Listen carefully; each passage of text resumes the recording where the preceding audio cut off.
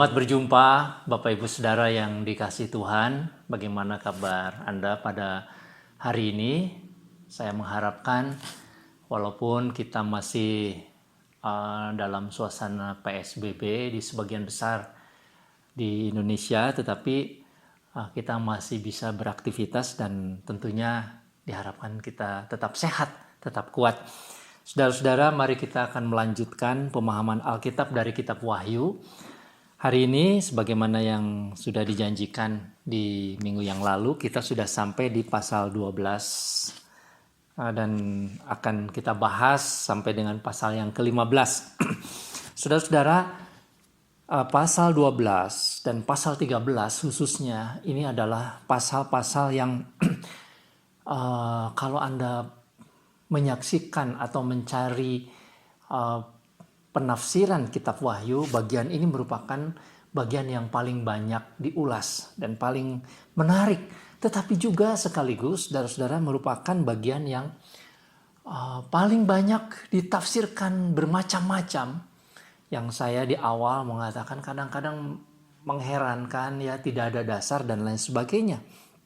Karena itu saudara, sebelum kita memasuki pasal 12, saya ingin sekali lagi mengulang sedikit saja mengenai bagaimana kita memahami kitab Wahyu. Saudara-saudara, pada saat kita belajar memahami sebuah kitab di Alkitab, kitab apapun saudara-saudara, kita jangan lupakan pada konteks, yaitu pada saat kitab ini dituliskan. Sehingga kita bisa mengenal juga atau mengetahui tujuan dari penulisan kitab itu. Saudara-saudara, kitab Wahyu banyak simbol, banyak kiasan, banyak gambaran-gambaran atau kiasan yang sebetulnya cukup dikenal, familiar untuk jemaat pada waktu itu yang menerima surat ini. Dan tentu juga sang penulis memberikan gambaran-gambaran ini dengan maksud menceritakan apa juga yang dia pahami tentang situasi waktu itu. Sehingga saudara-saudara, kalau kita melihat kitab Wahyu sebagai kitab nubuatan, tetapi juga nubuatan yang didasarkan pada situasi pada waktu itu. Ada kejadian-kejadian yang dianggap sebagai semacam miniatur atau gambaran kecil yang akan menjelaskan kepada situasi nanti di masa yang akan datang, gambaran besarnya atau juga situasi yang lebih global, lebih besar. Nah, saudara-saudara, karena itu ketika kita memasuki pasal 12 di kitab Wahyu, kita tidak bisa mengambil kisah ini sepotong, ya, satu bagian. Lalu kita bercerita karena ada fenomena-fenomena yang terjadi pada saat ini. Kita harus membandingkan dengan kitab yang lain. Misalnya kalau pada bagian ini pasal 12 itu ada kesejajaran dengan kitab Daniel pasal 2, pasal 7, pasal 8, pasal 9. Saudara-saudara, mau tidak mau kita harus membandingkan dengan bagian itu supaya kita punya gambaran yang lengkap. Jadi ini bukan tulisan yang kemudian kita boleh tafsirkan secara liar, ya. Nah, saudara-saudara, pada saat ini saya mencoba untuk melihat, ya, ada banyak penafsiran dari orang-orang sebenarnya dari waktu yang lalu tentang perempuan dan naga, kemudian juga binatang yang keluar dari laut di pasal 13 dan binatang yang keluar dari darat ini bermacam-macam. Dan saya cukup heran, saudara-saudara, kok bisa ya ada gambaran-gambaran semacam itu yang nampaknya buat saya pribadi kurang berdasar. Misalkan saja, ketika mengatakan bahwa ini ada tanda besar di langit, saudara-saudara, lalu kemudian betul-betul dipahami sebagai bentuk harafiah. Lalu kita melihat ke langit. Nah, saudara, kalau kita percaya bahwa bumi ini bulat, langit itu tentu bisa bermacam-macam, ya. Orang Amerika memahami langit, tanda di langit, dia melihat ke atasnya, sedangkan orang yang di bagian bawahnya, kalau kita katakan utara selatan, bagian selatan dia melihat langit bagian bawahnya. Nah, saudara-saudara, apakah kita bisa mengatakan ada titik tertentu yang menjadi pusat? Ya, meskipun tentu dalam ilmu astronomi, saudara, ada yang mutlak, ada yang absolut, titik-titik tertentu di langit itu. Tetapi apakah itu mewakili sebagai tanda? Kalau ada tandanya muncul misalkan di belahan dunia barat, katakanlah di sebelah utara Inggris misalkan, apa kita bisa mengatakan tanda itu adalah tanda yang mewakili seluruh dunia? Apakah itu berlaku untuk orang di Australia misalkan, dan seterusnya. Jadi saudara-saudara, saya pikir ini kurang bisa dipertanggungjawabkan, apalagi fenomena alam itu berulang. Ada banyak hal yang berulang, kemudian tidak bisa dipastikan. Saudara-saudara, banyak kan kita melihat ini hoax, ternyata gambar wajah Yesus misalkan itu di awan. Itu betulkah? Kalau betul saudara ada gambar wajah Yesus, apakah gambar wajah Yesus itu adalah penampakan Yesus? Dan apakah wajah Yesus demikian? Begitu juga dengan naga misalkan yang saya dengar ya. Ada naga di balik sebuah asteroid tertentu. Lalu kemudian ketika disorot, di zoom, lalu kemudian ini seperti naga saudara. Dan saya bertanya, apakah naga itu begitu? Sampai hari ini saudara kita tidak tahu. Dan kalau saudara menonton Nat Geo Wild misalkan, National Geographic tentang binatang, yang dibilang dragon itu adalah binatang yang ada di pulau di Indonesia, yaitu binatang yang serem itu saudara ya. Saudara tahu tentu itu adalah komodo, itu yang dibilang dragon. Apakah dragon atau naga itu, drakon di dalam bahasa Yunaninya itu mengacu kepada komodo, saudara? Tentu saudara menolak hal itu. Jadi kalau naga atau liong, naga yang orang-orang Chinese menggambarkannya mengeluarkan api ya, seperti pada waktu Imlek. Apa naga itu seperti itu saudara? Sehingga kita bisa mengatakan kalau ada bayangan di langit mirip-mirip gambar itu naga. Saudara, kita harus hati-hati. Ya, lalu kemudian kalau terjadi bencana alam dan lain sebagainya di pulau-pulau tertentu, itu tidak bisa kita tafsirkan sebagai mewakili bentuk-bentuk gambaran di dalam Alkitab. Lebih tepat, saudara, kita mengatakan kalau mewakili adalah kejadian-kejadian yang terjadi pada waktu sang penulis itu menuliskan Alkitab ini, yaitu di abad pertama. Itu boleh kita bisa katakan sebagai mewakili ya, ketika misalkan Yohanes berhadapan dengan pemerintahan Romawi.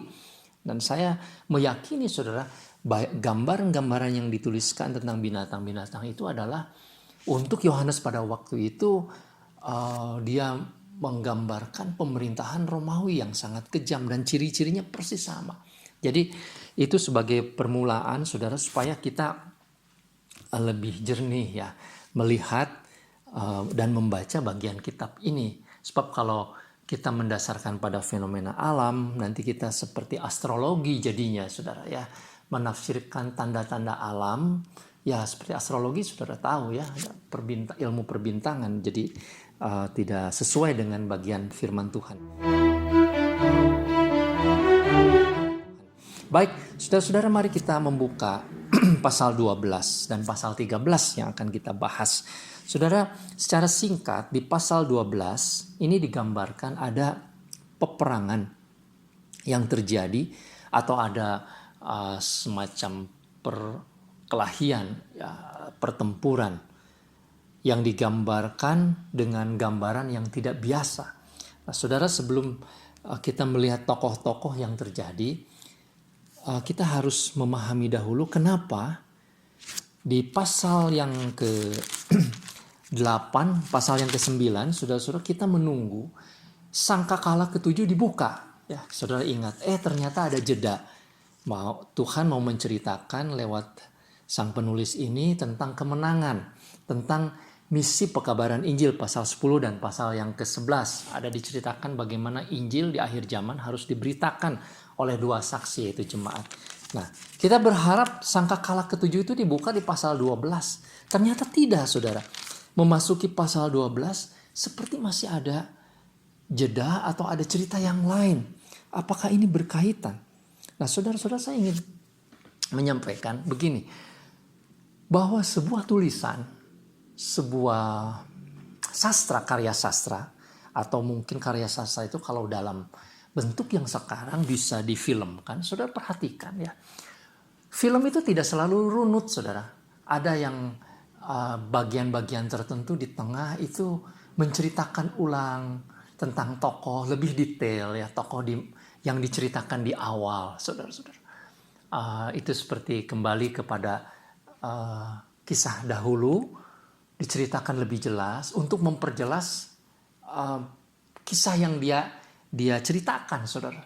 Ada tokoh baru muncul, ini tuh siapa? Oh, ini ternyata tokoh ini diperjelas lagi, ternyata ini adalah bagian dari yang pertama. Nah, jadi saudara-saudara, kalau kita melihat pasal 12, nampaknya penulis kitab Wahyu ini mau memperjelas. Di bagian pertama, saudara-saudara, penulis kitab Wahyu sudah menjelaskan tentang kuasa kegelapan, si iblis itu yang menganiaya jemaat. Di pasal 2 ya, ada 7 jemaat yang mewakili gereja di seluruh dunia sepanjang zaman, saudara-saudara, dan jemaat itu berhadapan dengan kuasa iblis.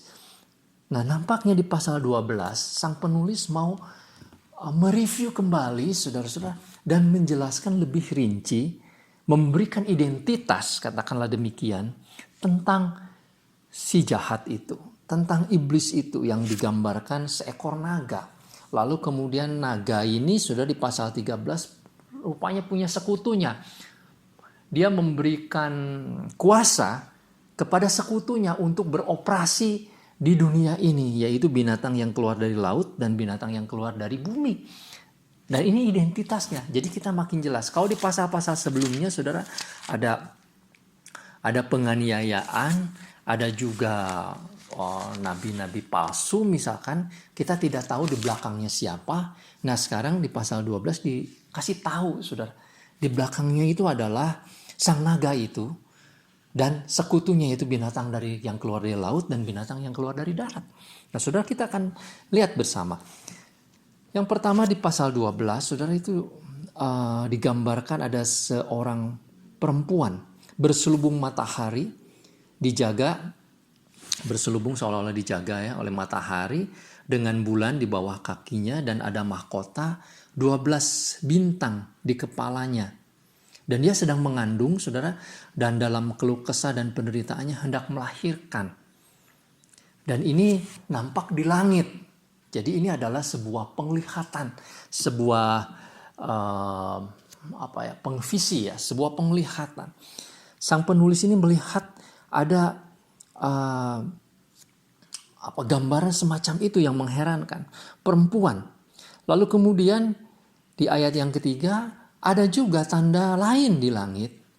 Ada seekor naga merah padam, dia berkepala 7, bertanduk 10, dan di atas kepalanya ada 7 mahkota di atas kepalanya, dan ekornya menyeret sepertiga bintang-bintang di langit dan melemparkannya ke atas bumi. Naga itu berdiri di hadapan perempuan itu yang hendak melahirkan, seolah-olah mau menelan, saudara. Dan segera sesudah itu perempuan itu melahirkannya. Jadi, saudara-saudara, naga ini memang bertujuan untuk menelan anak yang akan dilahirkan ini. Saudara, kita tentu mengingat kisah kelahiran Tuhan Yesus. Ya. Jadi jelas sekali bahwa anak itu adalah Tuhan Yesus yang akan dilahirkan. Nah, ini peristiwa kapan? Kita akan teringat kepada peristiwa kelahiran Tuhan Yesus tentunya. Nah, tetapi kita tidak bisa mengatakan bahwa perempuan itu adalah gambaran Maria. Sebab Maria tidak pernah mengalami semacam tantangan, ancaman seperti diancam atau dihadapi dengan naga yang langsung si iblis itu yang datang untuk menelan. Saudara-saudara, tidak demikian, tidak ada kisah kelahiran Yesus seperti itu. Memang Yesus sesudah lahir dia harus diungsikan ke Mesir. Ya, ada kuasa kegelapan yang terus membayangi dia untuk mengalami penderitaan, kematian, bahkan saudara-saudara dalam perjalanan ke Mesir memang demikian. Tetapi nampaknya jauh lebih tepat, saudara-saudara, kalau kita mengatakan bahwa perempuan itu justru adalah melambangkan Perjanjian Lama atau umat Tuhan di Perjanjian Lama, saudara-saudara, karena di sana ada 12 bintang, ini menggambarkan 12 suku Israel. Ya, Yesus lahir dari penggenapan Perjanjian Lama. Yang lahir memang pada waktu dia lahir, pada waktu itu saudara-saudara memang ada semacam peperangan. Ya, karena Sang Mesias yang lahir ini tentu akan nantinya menjadi musuh dari sang naga itu. Nah, saudara-saudara, perempuan ini kemudian dilarikan ke padang, dan nanti kita akan lihat bahwa sang naga di ayat yang ke-13 itu memburu perempuan ini yang sudah melahirkan. Saudara-saudara, ini adalah kelanjutan bahwa Perjanjian Lama, umat Tuhan di Perjanjian Lama, kemudian dilanjutkan kepada umat Tuhan di Perjanjian Baru, seolah-olah bahwa pelarian perempuan ini, umat Tuhan di Perjanjian Baru dibawa ke padang, mengingatkan padang gurun, sudah mengingatkan kita kepada penderitaan umat Tuhan di Perjanjian Lama pada waktu zaman Mesir. Jadi ini adalah kesinambungan. Saudara-saudara, sang naga, yaitu iblis sendiri, dia berhadapan ingin menghancurkan kuasa Tuhan Yesus melalui penghancuran terhadap umat Tuhan di Perjanjian Lama, dan kemudian nanti di ayat yang ke-13 umat Tuhan di Perjanjian Baru, saudara-saudara, dikejar, perempuan itu dikejar ya dengan semburan dengan yang mengerikan ya, dengan kuasa-kuasanya, kekuatan-kekuatan yang mengerikan. Nah, saudara-saudara, ini adalah perlambangan kedatangan Yesus di abad yang pertama atau memasuki zaman yang baru. Itulah yang diceritakan. Jadi pasal 12 ini merupakan sebuah rangkuman ya, kilasan kehidupan dunia yang baru sejak Yesus lahir. Sejak Yesus lahir, Sang Mesias datang ke dalam dunia. Naga ini sudah menginginkan kehancurannya. Sudah menginginkan, niatnya untuk menghancurkan Sang Mesias. Dan peperangan ini, saudara-saudara, tentu di dalam alam yang lain, itu terus berlanjut sampai pada gereja di akhir zaman. Dan saudara-saudara, tetapi kita melihat bahwa peperangan ini pada akhirnya akan dikalahkan oleh kuasa dari Tuhan sendiri. Nah, di dalam ayat yang ke-7, saudara-saudara, di dunia yang lain timbul peperangan antara Mikael dan malaikat-malaikatnya. Mikael adalah malaikat yang pertama diperkenalkan di kitab Daniel, saudara-saudara. Rupanya di alam lain, sang malaikat, kepala malaikat atau pemimpin malaikat dan malaikat-malaikat Tuhan itu memerangi naga ini. Sehingga akhirnya naga ini, si ular tua, si iblis atau setan ini yang menyesatkan seluruh dunia ini, dilemparkan ke bumi, saudara-saudara, dikalahkan. Jadi pada waktu yang pertama, dalam kisah ini, saudara-saudara, sudah dijelaskan bahwa iblis itu dikalahkan. Iblis itu tidak bisa memakan, tidak bisa menelan Sang Mesias, anak dari hasil nubuatan Perjanjian Lama itu ya, yaitu anak laki-laki, yaitu Sang Mesias Tuhan Yesus. Tidak, tetapi iblis itu sudah dikalahkan. Yesus sudah lahir. Yesus lahir, Yesus membawa misinya ke dalam dunia, dia berkarya, saudara, dan terus sepanjang zaman pengaruh dari karya Yesus itu tetap berjalan. Itu sudah dikalahkan. Nah, saudara, pasal 12 ayat 10 sampai dengan ayat 12 ini adalah nyanyian yang diungkapkan, bentuk nyanyian yang menceritakan tentang kekuasa dari Tuhan Yesus ya. Saudara perhatikan ayat 10. Tiba keselamatan dan kuasa dan pemerintahan Allah, kuasa Dia yang diurapi, yaitu Tuhan Yesus. Karena telah dilemparkan ke bawah pendakwa saudara kita ya, yaitu si iblis itu. Ayat 11. Mereka mengalahkan dia oleh darah anak domba. Nah, ini tentu saudara-saudara mengisahkan tentang atau merujuk kepada karya sang anak domba yang disembelih, karya Yesus disalibkan. oleh perkataan kesaksian mereka, karena mereka tidak mengasihi nyawa mereka sampai dalam maut.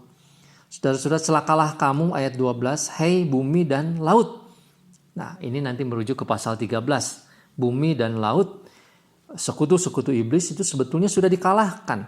Iblis turun kepadamu dalam geramnya yang dahsyat karena ia tahu waktunya sudah singkat. Jadi saudara-saudara, dari sejak awal kelahiran Tuhan Yesus di bumi ini itu membawa kepada kemenangan. Dan sang penulis kitab Wahyu itu ingin merangkum kembali ya. Menunggu masa sangkakala ketujuh akan ditiup, saudara, sang penulis ini mereview. Ya, saya harap kita bisa memahami kitab ini dalam pemahaman seperti ini, semacam sebuah karya sastra yang ditulis supaya ini diulang dan ditekankan. Lalu kemudian sudah pasal 12 ayat 13, naga ini memburu ya.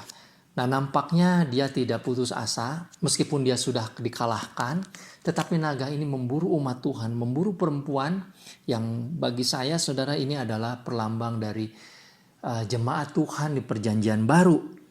Karena perempuan ini harus melarikan diri, diungsikan ke padang gurun, dan di padang gurun itu dia dilindungi selama satu masa tertentu. Saudara-saudara coba perhatikan ayat yang ke-14. Ya. Kepada perempuan diberikan kedua sayap dan dari burung nasar yang besar, supaya ia terbang ke tempatnya di padang gurun di mana ia dipelihara dari ular itu selama 1 masa, 2 masa, dan setengah masa.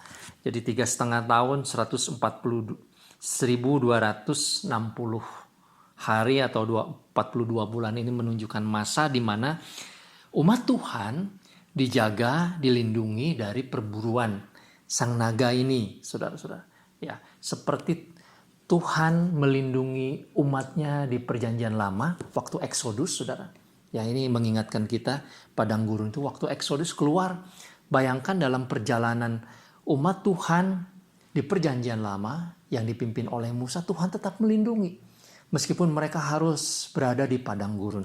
Jadi demikianlah saudara-saudara yang diungkapkan di pasal 12, sebuah rangkuman, sebuah penglihatan. Dan naga ini saudara-saudara, dia ayat 18 kalau dalam bahasa Indonesia, dia tinggal berdiri di pantai laut.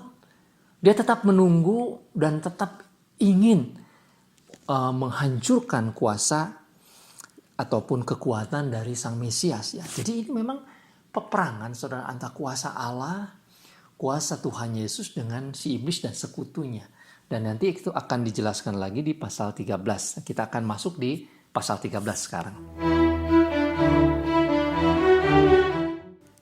Mari saudara kita melanjutkan pasal 13. Nah, ini pasal 13 pasal yang paling seru ya. Dan buat saya saudara-saudara sebetulnya pasal ini harus dibaca sebagai ringkasan atau sebagai garis besar dari apa yang penulis kitab Wahyu ini, Yohanes ini jelaskan mengenai keseluruhan. Ya.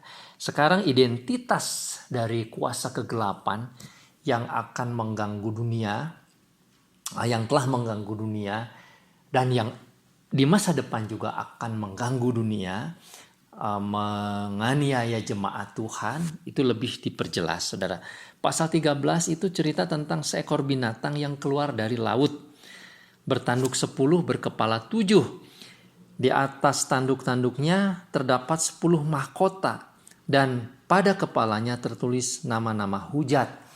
Saudara-saudara, binatang ini disebut binatang ya, berarti memiliki sifat binatang. Meskipun nanti kalau kita rujuk kepada kitab Daniel pasal 2 tentang penglihatan mimpi mimpi Nabi Daniel, saudara-saudara, tentang patung yang dimimpikan oleh Nebukadnezar, itu ada hubungannya. Kemudian juga pasal yang ke-7 kitab Daniel tentang penglihatan Daniel, ada 4 binatang, saudara, yang berwajah macan tutul, ya, ada beruang, ada juga singa misalkan, saudara-saudara, binatang-binatang yang mengerikan itu ada kaitan nampaknya dengan pasal 13 ini. Nah, saudara, apa artinya? Nabi Daniel hidup kira-kira 500 tahun sebelum kitab Wahyu ini dituliskan. Kenapa Tuhan mengulang? Memberikan penjelasan, memberikan wahyu kembali kepada penulis kitab Wahyu ini. Kenapa, saudara? Dengan penglihatan yang mirip. Bagi saya, saudara-saudara, ini adalah sebuah penekanan. Ini adalah sebuah hal yang kalau diulang itu berarti sebuah hal yang perlu diperhatikan. Kepada Daniel, saudara-saudara, nubuat ini kemudian tentu pada waktu Daniel bernubuat tentang masa yang akan datang. Masa-masa yang dari sesudah Daniel hidup, lalu dia menceritakan tentang kejadian-kejadian sekian ratus tahun sebelumnya. Lalu kemudian kalau ini diulang, berarti sang penulis kitab Wahyu ini membaca kisah sebelumnya, ya kira-kira 300 tahun. Karena saudara-saudara, apa yang diceritakan tentang nubuat binatang ini yang atau binatang-binatang di kitab Daniel ini jelas-jelas bercerita tentang kerajaan dan tentang manusia. Sang penguasa di sebuah kerajaan. Kerajaan Babilonia, kerajaan Persia, saudara-saudara. Terus menerus ya kerajaan Yunani, lalu kemudian sampai kepada kerajaan Romawi. Dan kerajaan Romawi adalah kerajaan yang berkuasa pada waktu sang penulis ini hidup. Jadi ini memang ada kaitannya. Nah, saudara-saudara, namun di pasal 13, nampaknya binatang yang keluar dari laut ini ada binatang yang diceritakan di dalam kitab Daniel itu adalah binatang yang keempat. Binatang ini ayat 2, rupanya seperti macan tutul, kakinya kaki beruang dan mulutnya mulut singa. Jadi ini seperti rangkuman dari 3 binatang yang diceritakan di kitab Daniel, saudara. Di kitab Daniel itu ada 4 binatang. Nah, binatang yang keempat inilah yang dituliskan di dalam ayat yang kedua, yang mengerikan, ya, merangkum kekuatan dari 3 binatang sebelumnya. Jadi kalau binatang yang ketiga ini adalah kerajaan, saudara, yang punya kekuasaan dengan ciri khas kekuasaan tertentu, kekuatan ketiga ini dirangkum atau menjadi milik dari binatang yang kita lihat ini. Tentu ini juga bicara tentang kerajaan, tentang kuasa satu diktator, satu orang tertentu, saudara. Dan kemudian jelas sekali bahwa binatang ini yang keluar dari laut itu diberikan kekuatan oleh naga. Naga itu katanya memberikan kekuatannya dan tahtanya dan kekuasaan yang besar. Jadi binatang ini adalah binatang yang istimewa yang keluar dari laut ini. Dialah saudara-saudara penguasa yang nampak kepada seluruh dunia karena diberikan kuasa langsung oleh sang naga itu. Naga itu berdiri di tepi pantai, tetapi naga ini memberi kuasa kepada binatang itu. Saudara, jelas ya. Ini yang kita lihat. Ayat yang ketiga, tampaklah kepadaku satu dari kepala-kepalanya seperti kena luka yang membahayakan hidupnya, tetapi luka itu membahayakan hidupnya itu menjadi sembuh. Seluruh dunia itu heran dan mengikuti binatang ini. Jadi binatang ini adalah binatang yang pernah mengalami kehidupan yang membahayakan, tetapi kemudian disembuhkan. Dan mereka, ayat 4, menyembah sang naga, dan karena ia memberikan kuasa pada binatang itu, dan mereka juga menyembah binatang itu, sambil berkata, siapakah yang sama seperti binatang ini? Siapakah yang dapat berperang melawan dia? Saudara-saudara, binatang ini diberikan kekuasaan sehingga semua orang menyembah. Binatang ini mulutnya sombong, penuh kesombongan dan hujat, dan kepadanya diberi kuasa 42 bulan lamanya. Saudara, tadi kita sudah melihat di padang gurun, perempuan itu melarikan diri di padang gurun meskipun dilindungi, itu 42 bulan lamanya. Jadi kata 42 bulan, 1260 hari, atau 3,5 tahun ini adalah masa yang menggambarkan masa perjanjian baru, saudara-saudara. Rupanya sang binatang ini juga terus-menerus dengan kekuasaan dari sang naga ini terus-menerus saudara-saudara memberikan hujat dan menganiaya gereja Tuhan. Ayat 7 jelas, ia diperkenan untuk berperang melawan orang-orang kudus dan untuk mengalahkan mereka. Dan kepadanya diberi kuasa atas suku dan umat, bahasa dan bangsa. Dan semua orang yang diam di atas bumi menyembahnya, yaitu setiap orang yang namanya tidak tertulis sejak dunia dijadikan. Barang siapa bertelinga, hendaklah ia mendengar. Ayat 10 ini harus diperhatikan karena nanti sama dengan ayat yang ke-18. Ada kata begini saudara. Barang siapa ditentukan untuk ditawan, ia akan ditawan. Barang siapa ditentukan untuk dibunuh dengan pedang, ia harus dibunuh dengan pedang. Yang penting di sini ialah ketabahan dan iman orang-orang kudus. Menghadapi binatang yang keluar dari laut ini yang penting adalah ketabahan orang-orang kudus. Jadi jelas saudara, ini binatang yang menganiaya gereja. Binatang yang diberikan kekuasaan. Nah, saudara, pertanyaannya memang, atau yang menjadi polemik, yang menjadi diskusi tentang akhir zaman. Binatang ini saudara, apakah merujuk kepada kerajaan dahulu? Hanya kepada kerajaan Romawi katakanlah. Yang waktu itu Yohanes hidup, lalu sang penulis kitab Wahyu Yohanes, lalu kemudian Yohanes bercerita sehingga 2000 tahun yang kita hidup pada saat ini kita hanya melihat ke belakang. Atau ini cerita tentang masa gereja. Yang nanti pada satu waktu saudara, kerajaan ini kuasa atau gambaran miniatur Romawi ini akan hidup nanti di masa yang akan datang. Di akhir zaman muncul menjadi sebuah kekuatan baru sebelum meterai yang ketujuh sangkakala yang ketujuh ditiup, saudara. Apakah demikian? Nah, ini perdebatannya, saudara-saudara. Apakah nanti akan muncul sebuah kerajaan global dengan penguasa tunggal, saudara? Ya, pada saat ini banyak diisukan akan ada New World Order, ya, sebuah penguasa baru yang menguasai seluruh dunia dengan tatanan hidup yang baru di masa yang akan datang. Apa demikian? Sehingga ini akan mempengaruhi gereja.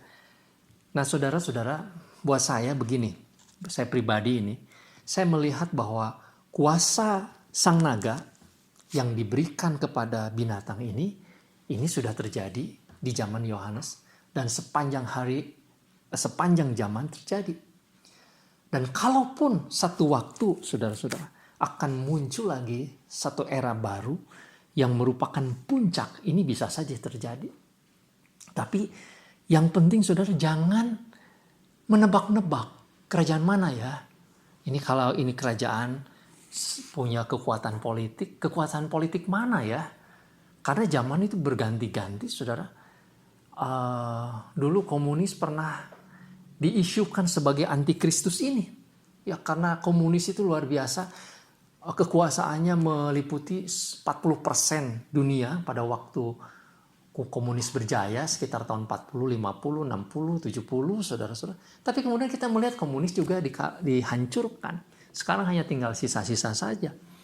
Saudara, apakah ada kekuatan New World Order yang baru? Bentuknya apa kita tidak tahu. Tapi bisa saja memang. Nah, kita tidak tahu. Tapi saudara, itu tidak terlalu penting.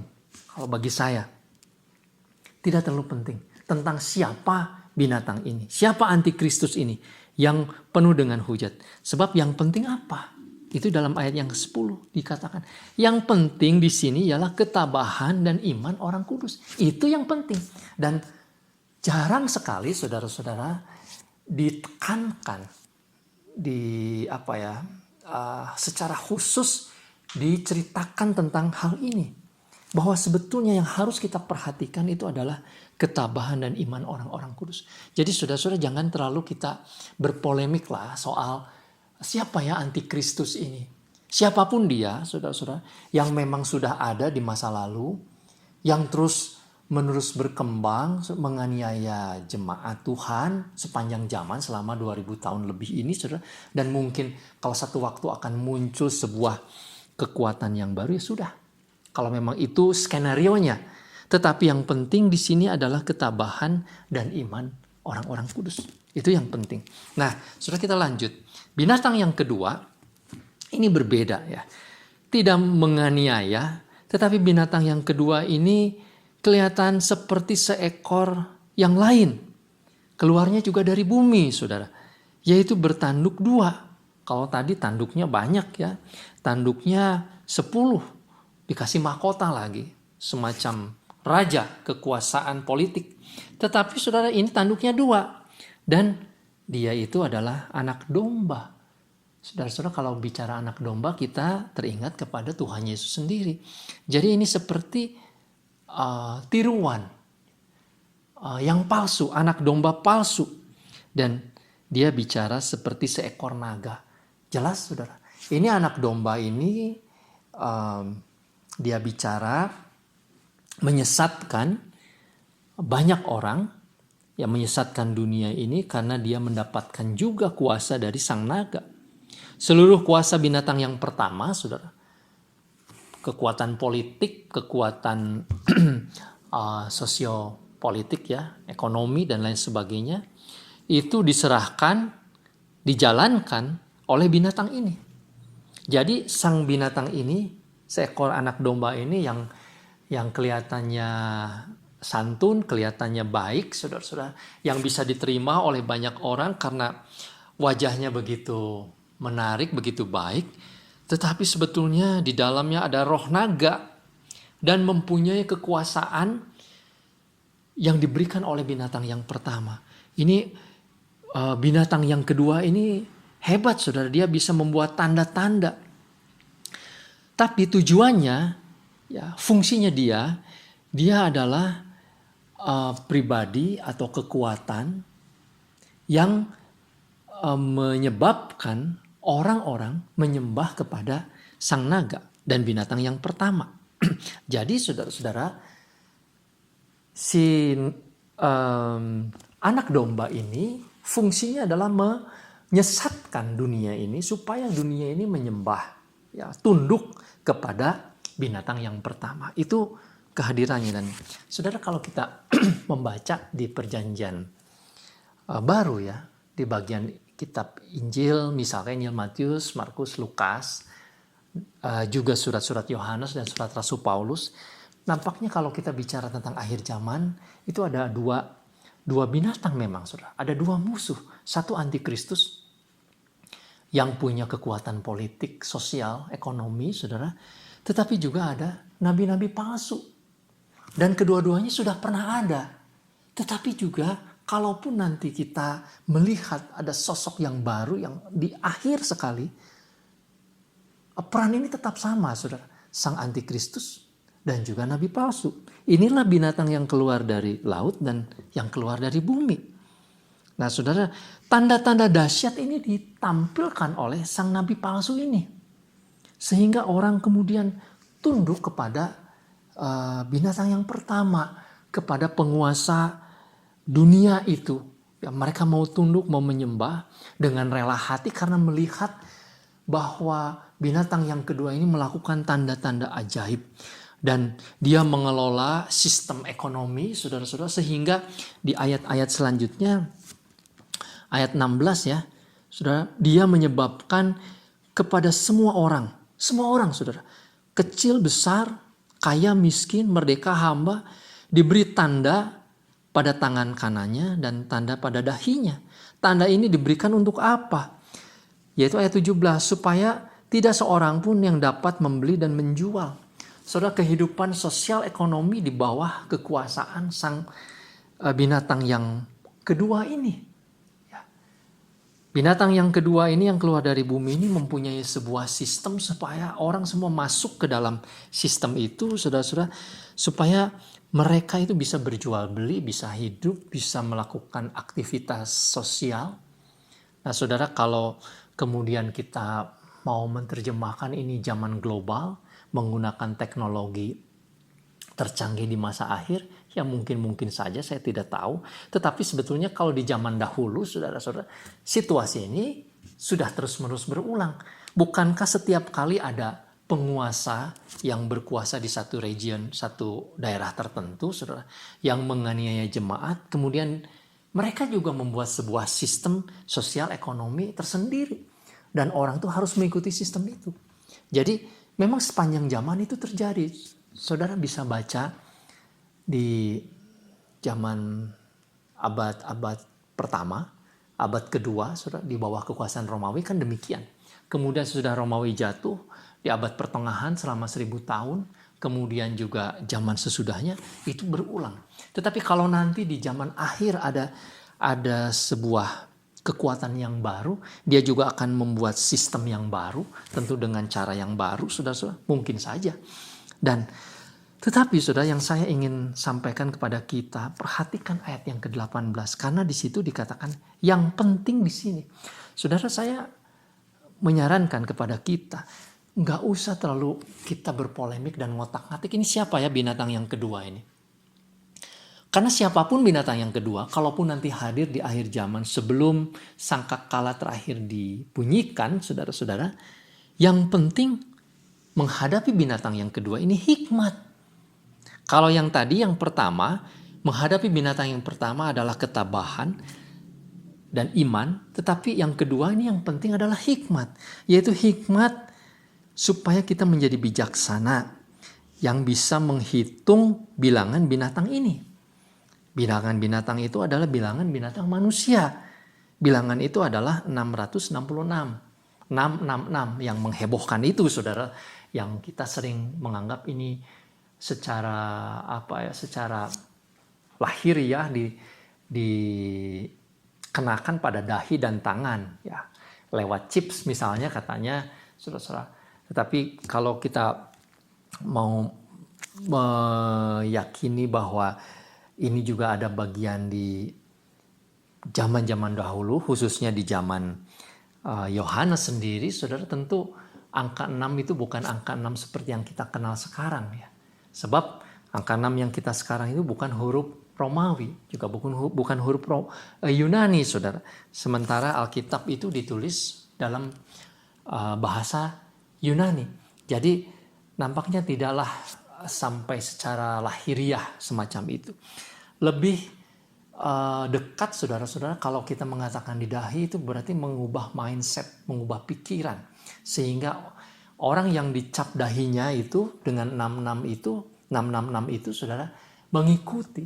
Ya, mindsetnya berubah. Cara berpikirnya berubah. Mengikuti cara berpikir seorang manusia yang hidup di dalam kuasa kegelapan. Dan angka 666, saudara, itu kalau kita lihat 6-nya diulang 3 kali. Itu seperti menunjukkan ketidaksempurnaan. Sebab angka yang sempurna itu kita membaca dari awal kitab Wahyu itu 7. 7 misalkan. 7 malaikat, 7 materai. Itu kesempurnaan. Tanda ilahi, saudara-saudara, kalau mau menunjukkan kuasa ilahi itu 7. Tetapi kalau binatang ini, dia sampai kepada angka 6. Mendekati tetapi tidak sempurna. Malah ditegaskan 3 kali seolah-olah mereka ini atau kekuatan ini adalah kekuatan ketidaksempurnaan yang sempurna, begitu ya. Ketidaksempurnaan yang paling lengkap. Sebuah perlawanan, hujatan kepada Allah yang paling puncak. Jadi saudara-saudara, itu yang baru kita lihat. Perhatikanlah bahwa binatang yang kedua ini penuh dengan taktik, penuh dengan penyesatan. Menyesatkan dunia ini supaya hidup di dalam kehidupan duniawi, hanya memikirkan hal-hal yang dibutuhkan manusia, tetapi tidak memperhatikan kehendak Allah. Saudara-saudara, kalau saudara mau referensi ke surat 1-2 Yohanes, 1-2-3 Yohanes, di sana secara eksplisit dikatakan, saudara-saudara, bahwa nabi palsu ini bersama antikristus itu, saudara, cirinya adalah yang menolak sang anak domba, menolak sang Mesias, menolak Tuhan Yesus. Itulah ciri dari nubuatan ataupun juga pekerjaan nabi palsu. Jadi nabi palsu itu menolak Yesus. Nah, saudara, kita lihat nanti di masa yang akan datang, kalau ada sebuah kekuatan New World Order yang menganiaya jemaat, lalu kemudian propagandanya yang utama adalah menolak Yesus, inilah sang nabi palsu itu.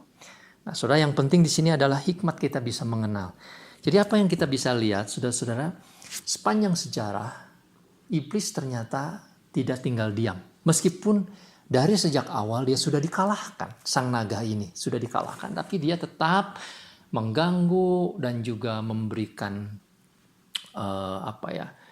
kekuatan-kekuatan kepada gereja, meskipun gereja dilindungi sepanjang zaman, dan juga menyesatkan gereja, menyesatkan banyak orang untuk menolak Yesus.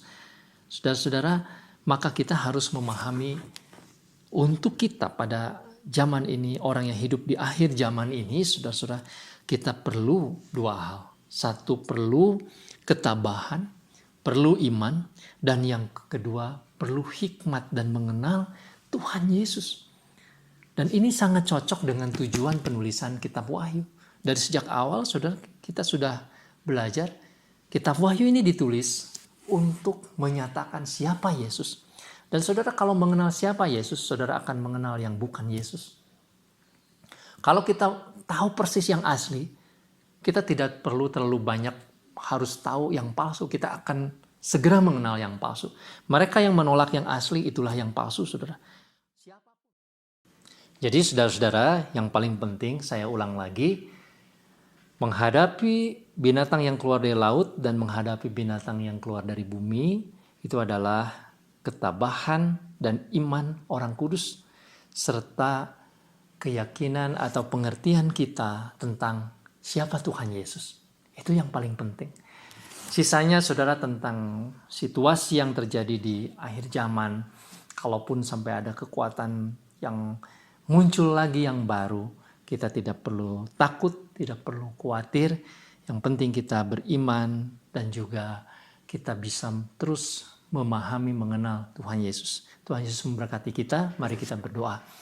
Bapa di surga, tolonglah kami supaya kami tetap beriman, tetap percaya, tetap tabah, tekun di dalam dunia ini mengikut Engkau, serta terus diberikan hikmat untuk mengenal Tuhan. Karena itulah yang paling penting di dalam hidup kami. Mohon berkat-Mu Bapa dalam nama Tuhan Yesus. Amin. Saudara, kita akan melanjutkan lagi kepada bagian selanjutnya di bagian yang kedua, pasal 14 dan pasal 15. Tuhan Yesus memberkati.